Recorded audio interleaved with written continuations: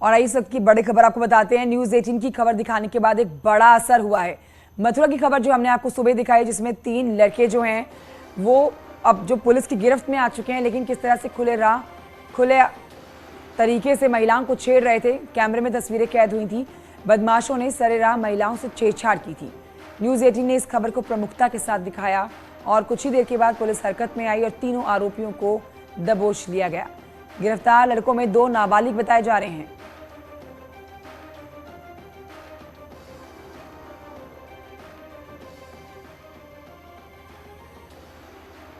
कल थाना माहौल क्षेत्रांतर्गत रमणती क्षेत्र में महिलाओं के साथ कुछ युवकों द्वारा अभद्रता किए जाने की बात प्रकाश में आई थी। इस संदर्भ में प्रार्थना पत्र के आधार पर तत्काल ही अभियोग पंजीकृत किया गया है। साथ ही तीनों आरोपी युवकों से पूछताछ की जा रही है। प्रकरण में अन्य साक्ष्य संकलन करते हुए विधिक कार्रवाई सुनिश्चित की जाएगी। तो देखिए, हमने इस खबर को बेहद प्रमुखता के साथ दिखाया क्योंकि बर्दाश्त नहीं ऐसे सरेराह महिलाओं को छेड़ना। जहां एक तरफ कानून व्यवस्था पक्की, महिलाओं की सुरक्षा की बात की जाती है, वहां पर इस तरह की हरकतें ठीक नहीं। ऐसे में न्यूज़ 18 की खबर का असर अब देखिए आप। पुलिस ने तीनों लड़कों को जो स्कूटी पे सवार है पकड़ लिया है और इसमें 2 लड़के नाबालिग बताए जा रहे हैं। तो साहस इनका, सरेराह महिलाओं को छेड़ा गया और पीछे आ रहे लोगों ने वीडियो बनाया और ये वीडियो वायरल हो गया।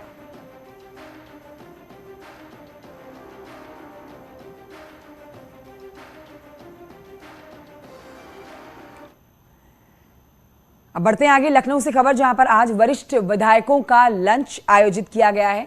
विधानसभा अध्यक्ष ने आमंत्रित किया है तमाम विधायकों को। विधानसभा अध्यक्ष के साथ 34 एमएलए, इनका आज लंच का कार्यक्रम है। 5 बार या उससे ज्यादा चुनाव जीते हुए विधायकों का लंच आज होने वाला है। ये बड़ी खबर आपको बता रहे हैं। राजधानी लखनऊ से आती खबर, जहां पर वरिष्ठ विधायकों का लंच आज होगा और विधानसभा अध्यक्ष ने आमंत्रित किया है उन विधायकों को जो 5 बार से ज्यादा के चुनाव जीते हुए विधायक हैं।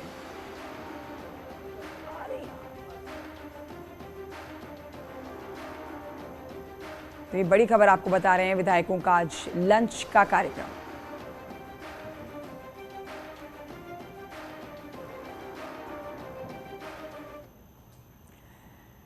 अब इस बीच आपको बताते हैं कि बाहुबली मुख्तार अंसारी की पत्नी आफशा अंसारी और उनके विधायक बेटे अब्बास अंसारी को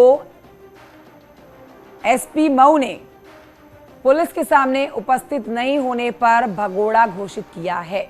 साथ ही चेतावनी दी है कि जल्द से जल्द अपने आप को कोर्ट के समक्ष पेश करें, नहीं तो कठोर से कठोर कार्रवाई की जाएगी। बीते कुछ दिनों से लगातार उनके आवास पर छापेमारी की जा रही है, न्यायिक हिरासत में पेश करने की कोशिश की जा रही है और ऐसे में धरपकड़ जब तेज होगी और फिर भी हाथ नहीं आ रहा है अब्बास अंसारी, तो ये चेतावनी जारी कर दी गई है कि अगर खुद से कोर्ट में पेश नहीं हुए, कोर्ट में पेश नहीं होने के एवज में कड़ी से कड़ी कार्रवाई की जाएगी।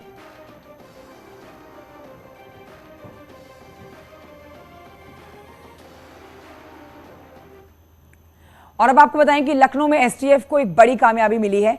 शातिर गिरोह का खुलासा किया गया है। सचिवालय में भर्ती के नाम पर करते थे ये ठगी और निजी सचिव समेत 3 आरोपी अब हुए हैं गिरफ्तार। विजय मंडल चला रहा था गिरोह, सचिवालय में फर्जी इंटरव्यू कराते थे आरोपी।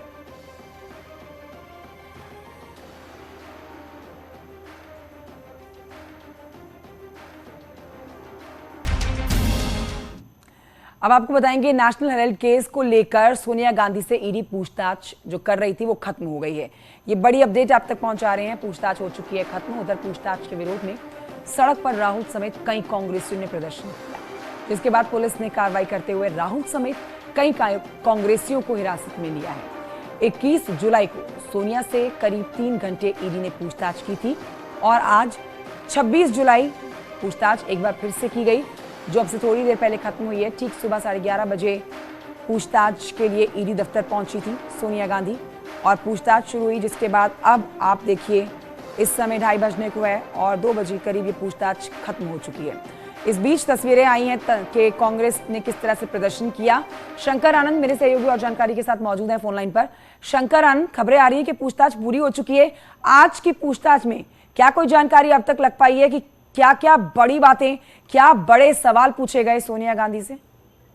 देखिए, सोनिया गांधी तकरीबन 11:05 पर ईडी मुख्यालय आई थी और जो पूछताछ हुआ है वो पूछताछ हुई है उनकी कंपनी से संबंधित। जिस तरह से कंपनी में एक कहा जा सकता है कि ज्यादा से ज्यादा शेयर सोनिया गांधी के नाम से था, और हालांकि जिस तरह से उस कंपनी में मोतीलाल वोरा और ऑस्कर फर्नांडिस के मौत के बाद अब कंपनी का पूरा एक शेयर का मालिकाना हक सोनिया गांधी और राहुल गांधी के नाम से है, और इन तमाम मामलों में पूछताछ की गई। इसके साथ ही सोनिया गांधी का उनकी व्यक्तिगत एसेट क्या है, कितना बैंक अकाउंट हैं, कितने पैसे हैं, और उस कंपनी के संबंधित जो यंग इंडिया लिमिटेड कंपनी है उस कंपनी से संबंधित तमाम पूछताछ की गई है कि उस कंपनी में उनका क्या मालिकाना हक है, क्या उस जब बैठक होती थी तो क्या उस बैठक में हिस्सा लेते थे या नहीं लेते थे, या जिस तरह से बकायदा इस कंपनी पे कई इल्जाम जो लगे हैं, जिस तरह से मनी लॉन्ड्रिंग का आरोप लगा, तो उन मनी लॉन्ड्रिंग से जुड़े तमाम सवाल जवाब आज किए गए सोनिया गांधी से। हालांकि इससे पहले की जो एक दिन पूछताछ हुई थी